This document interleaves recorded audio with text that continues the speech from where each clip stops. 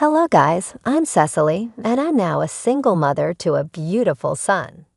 My story will sound tragic in the beginning, but I assure you that I got justice in the end.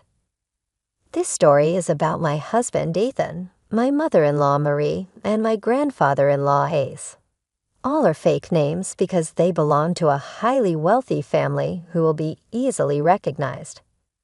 I'm sorry for hiding our names. I really mean no harm. I always thought that Ethan and I were in love. For the 3 years we dated in college, I thought that he was my soulmate. I must say that he was a gentleman and did everything right. Naturally, I was madly in love and married him after he proposed. Everyone was happy except his mother Marie, who simply couldn't stand me. Even before we got married, she made comments like, "You will never be good enough for my son. I know for a fact that he is not happy with you. You don't know what you're talking about, Marie." "Ethan loves me, and that's why he's marrying me," I replied. "Oh, please don't try to tell me what he's doing. I know my son well. He will never be happy with a low-class girl like you. He hates cheap things, and you are one of them. Your marriage won't last, I know it. Believe me, I will celebrate when he divorces you." I knew Marie had a problem with me because I wasn't super rich like them. Speaking of them, let me tell you that only Marie's father, Ace, was rich. He was the family patriarch and paid everyone to have good lives. No one else had much of their own. Ethan did work, but his salary wasn't enough for him to have a luxurious life. It was Ace's extra allowance that let him live like a king. I came from a struggling family and only made it big because I worked hard to get a good job. I wasn't a gold digger, though. I very much preferred a simple lifestyle. Even when Ethan and Marie tried to make me live like them, it simply wasn't me. I should have known that our differences would lead to our marriage ending one day. I was just stupid not to realize that. I believed that my husband loved me and he would make me a happy woman. After living a life full of struggles, Ethan's care really got to me. He did his best to make sure I had a good life and even went out of his way to keep me happy. Ace was also an amazing grandfather to me and actually made me call him Grandpa. He was fond of me from the very first day he met me, so Marie's hatred of me never caused trouble in our marriage. Ace and Ethan were always there to stand up for me. Guys, I really didn't know how horrible things would turn out for me. Ethan pushed for me to have a child because he wanted to have a big family. I really wanted him to be happy, so I agreed. I even quit my job at his insistence because he wanted me to stay and take care of our child. Initially, I was hesitant, but the moment I found out I was pregnant, I really wanted to do the best for my son. I must say that my son is the best thing that came out of my marriage. I still remember how happy I was when I held him in my arms. I was so excited to take him home and start our new life together. But I didn't know that life would change for the worse the moment I stepped through the doors of my house. My son was taken away from me by Marie. I was just out of the hospital and not doing very well, so this sudden turn of events really confused me. I was just going to ask what was going on when I saw Ethan taking 3 suitcases from his staff and throwing them at me. They hurt because they were packed. I was so confused and said, "What is going on? What are you doing?" "What do you think we're doing, Cecily? Your time is up. You need to leave the house." "Wait, what? What are you talking about, Ethan? What is going on?" "We're kicking you out, and I'll be divorcing you very soon. That's what's going on, Cecily. Did you really expect me to put you on a pedestal and worship you for the rest of my life?" "What are you saying, Ethan? Why are you being so cruel? What's happening? Why are you doing this? You have served your purpose. We don't need you anymore, so you need to take your trash and get out." "You have to be kidding me right now, Marie. You can't do this to me, Ethan. Why are you doing this? What's going on? Didn't you hear my mother, Cecily? You've already given birth to my baby so that I can have an heir. I don't have any use for you anymore. I will be divorcing you the first chance I get. I felt like I was in a horror movie. My own husband was being so cold towards me that I hardly recognized the man anymore. I was shaking with anxiety and was crying due to what my husband and mother-in-law said. My hormones were still all over the place. I didn't know what to say or do, so all I could do was cry and look in horror as my mother-in-law said, "Now I have had the housekeeper pack your clothes so that you won't spoil the house anymore with your unwanted presence. My sweet little grandson will grow up with the best care and soon forget about his cheap mother too. That is impossible. I will never leave my son behind. You want me out of your lives. I will go away. I don't want to be somewhere where I'm not even loved. By all means, Cecily, go ahead and leave. Who said we want you to stay? We're telling you to leave, not that you have an option." My heart was still a mess from Ethan's betrayal. I knew that Marie never liked me as much. I also found it a red flag that she had started to show interest in me after I got pregnant. What I simply couldn't understand was why my own husband was acting this way. I had a hard time wrapping my head around the idea that my husband didn't love me. With tears in my eyes, I looked at Ethan and said, "How can you be so cold to me, Ethan? Don't you feel anything in kicking the mother of your child out of your house? My child won't even need a mother anymore, like Mom said. We have plenty of staff around the house. They will help my son grow up to be like me. Even you want to take our son away from me.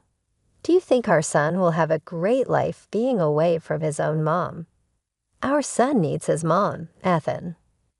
Ethan simply laughed at me, like I just told him a joke.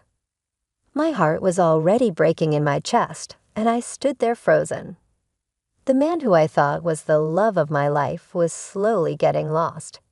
He was being replaced by an absolute monster who cared nothing about me or our child. I couldn't believe what I was seeing and hearing. When Ethan stopped laughing and said, "What makes you think my son needs you? He's just a newborn who doesn't even know his own mom. We can get plenty of wet nurses and nannies who will make sure my son grows up well. My son is right. My grandson won't be in need of anything. You are the last person who's fit to raise him anyway.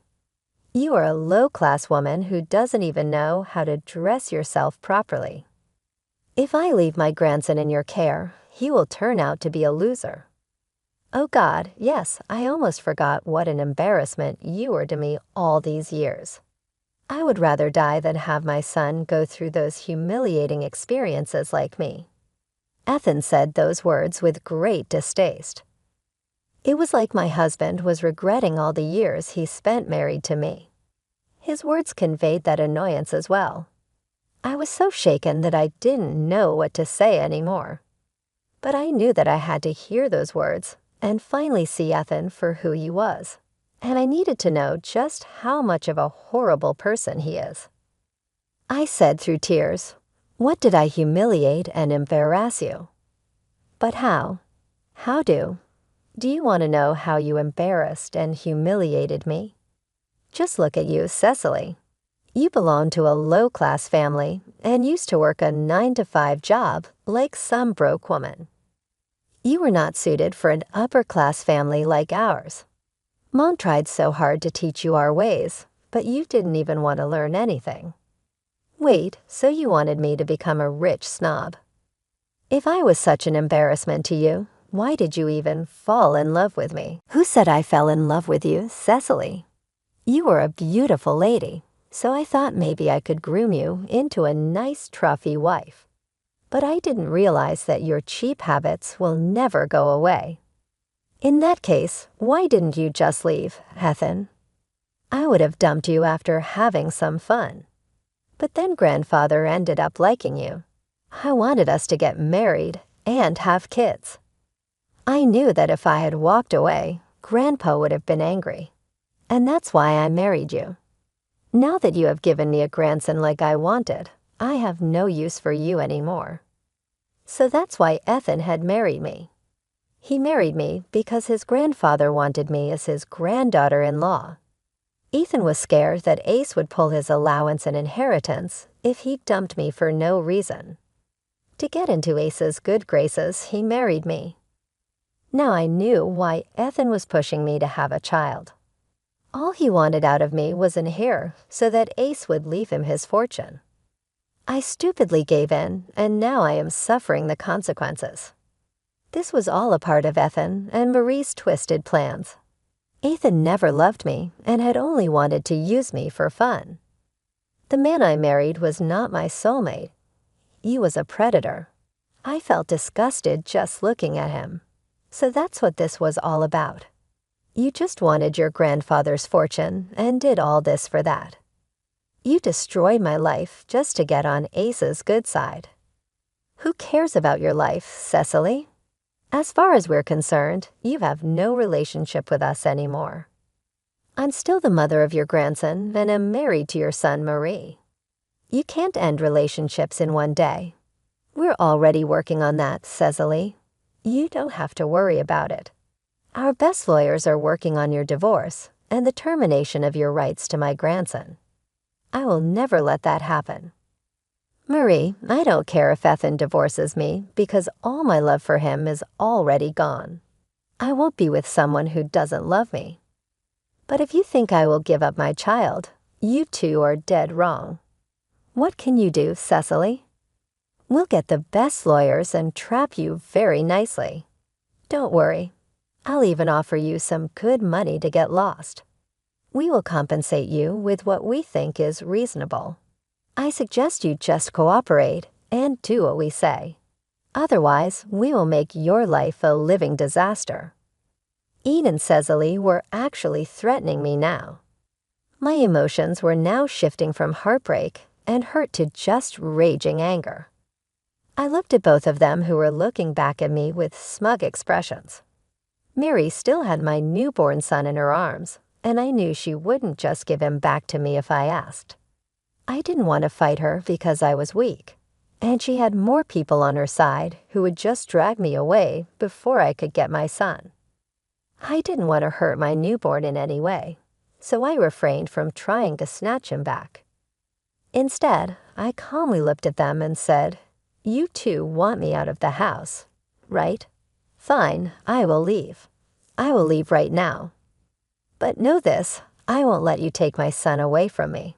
We will see what you can do, Cecily. Once you tell people or lawyers who you're dealing with, no one will be on your side. I don't need to go to any lawyers for what I have planned, Marie.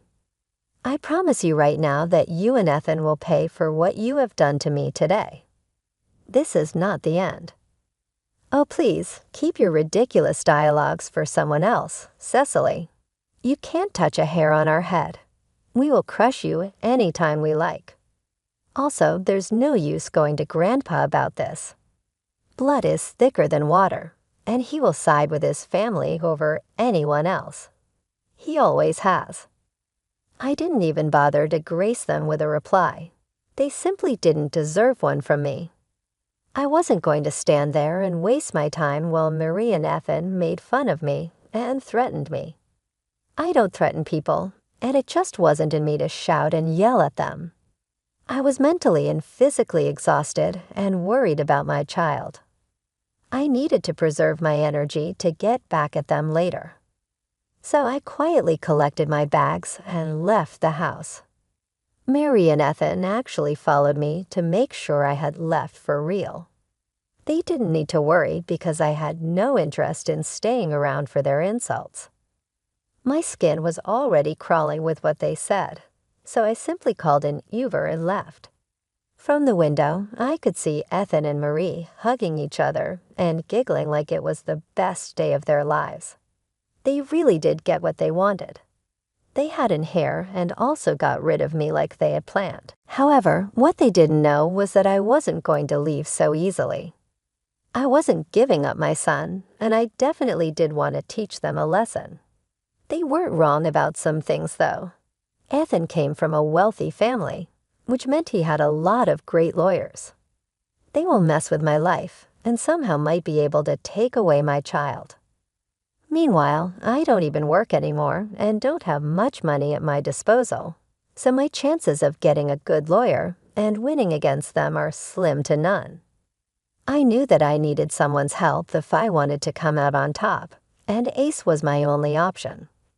I went straight to Ace's house with my stuff, and his staff let me in. I was a little nervous about approaching him because Ian's words were ringing over my head too. It was true that Ace places a lot of importance on family and would always put his family above anyone else. There was this small fear at the back of my mind that Ace would turn me away in favor of his family. After all, I'm a nobody like Marie and Ethan had said. Still, I considered Ace a fair man and hoped that he would do the right thing. And I wasn't wrong. Ace came to the living room and seemed surprised once he spotted me there. He said, "I thought my staff was joking with me when they said you showed up here with suitcases. I can see that they were serious." Well, they certainly weren't joking. "I'm here, Grandpa. What is going on?" "Cecily, have you been crying? Your eyes look puffy, and you really don't look well. They kicked me out of the house, Grandpa, and they also took my son and told me to get out of their lives." "What? Who did this? Tell me everything right now." Ace looked really angry when I told him that I was kicked out. When he asked for details, I broke down crying and told him everything. After acting all strong and composed in front of Ian and Marie, I just couldn't do it anymore. My life was falling apart right in front of my eyes, and everything I knew about my marriage was a lie. No matter what I did, I loved Ethan with all my heart, and what he did absolutely broke me from the inside. So I sat on Ace's couch, cried my heart out, and told him everything. He looked really concerned when I was crying, but I told him everything, and he was as mad as I was. I calmed down a little and said I came here because I didn't know where to go, Grandpa. You have always been nice to me, and I knew you would at least give me a temporary shelter. You did the right thing by coming here, Cecily. You can stay here as long as you want. This is not a temporary shelter for you. This is also one of your homes. I don't think I have a home anymore, Grandpa. I don't even care about it. I just want my son back. I can't be without him. I will leave Ethan like he wants me to, but I can't leave my son." "So you have decided to leave Ethan. Is that what you want to do?" "I can't stay with him anymore, Grandpa. He showed me his true colors, and I know he is not the man I loved. Our entire marriage was a lie. I think I have lost all the love I had for him. My grandson has messed up big time, Cecil. I don't know how to apologize to you for this. What he and my daughter have done is not okay. Actually, I too think it would be better for you to leave him. I am willing to do that, Ace. But Ian and Marie want me to terminate my rights to my kid. I don't want that, Ace. Please don't ask me to do that." I was really scared that Ace would also side with them on this matter.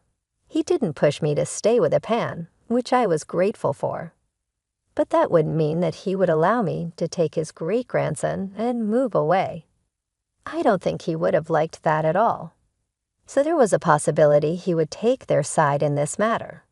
But what Ace said next absolutely surprised me. He said, "I will never ask you to give up my great-grandson, Cecil. You are his mother, and he needs you in his life. What he doesn't need is an evil father and grandmother like Epan and Marie. Oh God, the things they have told you and what they have done to you are horrible. I don't know what to do, Grandpa." They said that they would get the best lawyers to defend themselves and pressure me into giving up my rights. They even took away my child the moment I came back to the house. "My dear Cecil, you don't have to worry about anything. I'm here for you and my grandson. I will never separate a mother from her son. Ian and Marie will pay for what they have done. Really? You take my side over them, Grandpa. They're your family, and like they said, blood is thicker than water. You always put your family above everyone else. That's what I liked about you. That's some nonsense, Cecily. If Ian and Marie are my family, you and my grandson are too. Why do you think I gave you the mission to call me Grandpa over my name? It's because you are family to me. At the end of the day, I won't tolerate anyone being so cruel and vile, even if they are my own family. So Marie and Ethan are going down, no matter what. Ace's kindness brought tears to my eyes, but in a good way. I was really lucky to call Ace my grandpa. He filled that little hole in my chest that was there because I never met my own grandparents. I will always be grateful to Ace for what he did for me. He was super mad and told me that he would make sure I got justice. He quickly called his staff and made a few phone calls here and there. All this while, his housekeeper was with me, giving me food and making sure I'm all right. Even an unknown woman was showing me more compassion than my own husband and mother-in-law. I hated myself for falling in love with a man like that. After a while, Ace came back to the living room and told me to come with him. When I got into the car, he told me what he had planned for Epan and Marie. His plan was glorious, and I actually felt a little bad for what was about to come for them. Ian and Marie's lives were about to blow up for the worst. They are really going to pay. Ace and I were going over to the house to do just that. I walked up to the house, and the staff let me in because Ace was with me. Ian came stomping down the stairs to see why I was there. However, they started to shake when they saw that I had walked in with Ace. It was probably due to the fact that Ace was sporting a very angry face.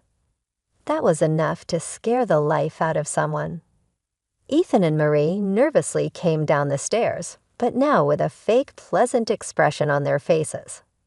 It was a total failure because their nervousness was shining through. Anyway, they said, "Hey, Dad, what are you doing here? You should have called. We would have prepared lunch for you." Do I look like I'm here for lunch, Marie? Why on earth did you kick out your daughter-in-law? And what am I hearing about taking away my great-grandson from her? There was also something mentioned about a divorce. Care to explain that, Ethan? I don't know what you're talking about, Grandpa, Ethan replied. Cecil left out of her own accord. She said that she doesn't want to be a mom or wife anymore. We didn't do anything. That's right, Dad, Marie chimed in. Cecily walked away on her own, and now she's spreading lies about us. I always knew she wasn't a good fit for the family, and now you know what kind of a horrible woman she is. So that's how they had planned to twist the narrative to make me the villain. I was so shocked that they came up with such a horrible plan. For a minute again, I thought that Ace would believe them. I think even Ethan and Marie thought that Ace would believe them, but they were left flabbergasted by what happened next. Do you think I don't know what goes on in this house? Do you think you can manipulate me with lies? Ace's voice thundered. Dad, we're not lying to you. Shut up right now. I don't want any filthy lies coming out of your mouth. Have you forgotten the fact that this house is in my name? The staff here are on my salary, so they tell me everything that happens around here. You know everything, Ethan stammered. Yes, I know everything that you two have tried to do, Ace declared. Did you really think I would let you two off the hook so easily after you manipulated me and Cecily? I can't believe this, Grandpa. Please, you have to understand, Ethan pleaded. I don't love Cecil. I only married her to make you happy, Ethan confessed. Marie interjected. Oh, don't worry. I know all about how you had planned to use and discard Cecil, but only marry her because you didn't want to risk losing your inheritance. You think that was a noble thing to do, Ethan. Is that the values I taught you? Perhaps it was your good-for-nothing mother who made you this way." "Dad, I didn't." Marie attempted to speak, but was cut off. "Did I give you permission to talk?" Ace's tone was sharp. Marie and Ethan were now seriously scared, while Ace was still very, very angry. I was having a good time watching them being scolded by Ace. It was glorious to watch, but I knew it was just the start of the show. Ace continued to berate Ethan and Marie for a good hour, to the extent that they were reduced to tears. He reminded them that they were both under his mercy because they lived on his money. When he was done, Ethan was literally on his knees, begging for forgiveness, while Mary was crying like a child. "I'm so sorry, Grandpa," Ethan said. "I can see that I made a big mistake. I was just overwhelmed and made the wrong decision." Yes, we're sorry, Dad," Mary added. "We truly recognize our mistakes. We shouldn't have separated a mother from her child. Cecily can move back here if she wants to." "I don't think any of this is your decision to make," Ace retorted. "You two are no one to allow her back into the house, because this house is mine. Plus, it's up to Cecily to decide if she wants to stay married to an imbecile like you, Ethan. What do you say, Seth? Do you forgive them?" Ace looked at me as if wanting me to make a decision for him. I knew well enough that if I said no, there would be dire consequences for my husband and mother-in-law. But I didn't want to say yes, because I didn't want those two evil people in my life anymore. I knew that their remorse was only on the surface level, and God knows what they would do if I gave in again. So I calmly looked at Ace and said, "No, I don't think I can forgive them, Grandpa. Plus, they haven't even asked for my forgiveness." "I'm asking you for forgiveness right now, Cecily. Please forgive me," Ethan pleaded. "Yeah, we made a huge mistake, dear. We are family, so let's just look past this one time. I'm sure we will have a stronger bond after this," Marie added. "Don't even bother with lies anymore, guys. You know what you two are. Even if you turn a new leaf and become nice to me, deep down, you two are awful people. And I don't associate myself with people like you," I said firmly. "Good decision, Sassy." "I applaud you for that," Ace said. "So you heard her, Ethan, Marie. Looks like you two are in deep trouble now. You need to vacate this house right now so that Cecil and my great-grandson can stay here." "You're kicking us out. You can't do that to us, Dad," Ethan protested.